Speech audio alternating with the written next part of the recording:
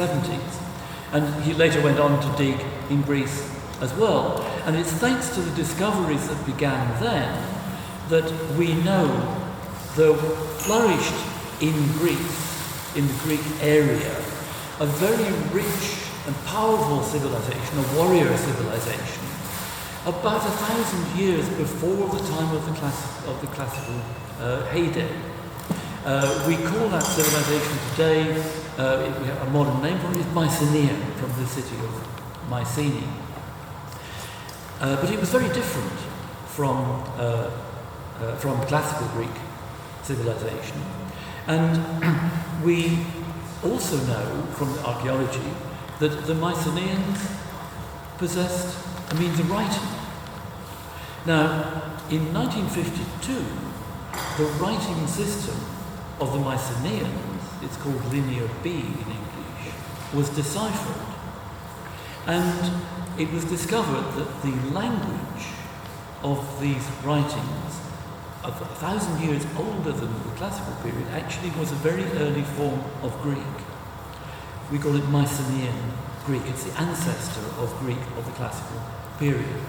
The significance of that discovery was that suddenly all the stories of the myths and legends that the classical Greeks had remembered from their ancestors and passed on to us suddenly began to have a real basis in history. Much of it is fantasy, of course, gods and heroes and monsters, but something of those stories, the stories told by Homer about the Trojan War, there's a kernel of real history in that, which goes back to the Mycenaean period.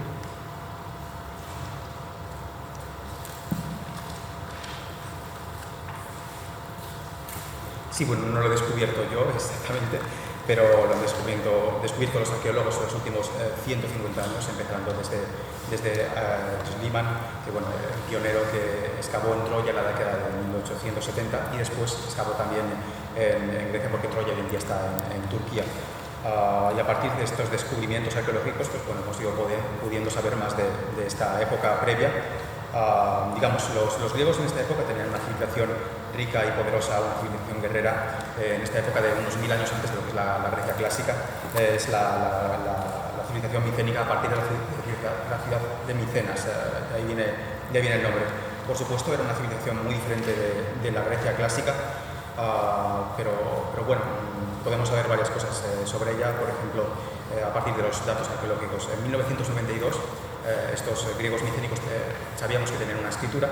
En 1992, esta forma de escritura, el lineal B, se descifra en Gran Bretaña y se descubre que la lengua que contiene estas inscripciones, el lineal B, es el griego antiguo, es un griego muy antiguo, es el griego micénico que se dice. Entonces, a partir de entonces, ¿qué pasa? El significado de este descubrimiento quiere decir que los antiguos mitos de los griegos, mitos y leyendas que decían, bueno, nos vienen de los ancestros, efectivamente, sí, les vienen de los ancestros, por supuesto.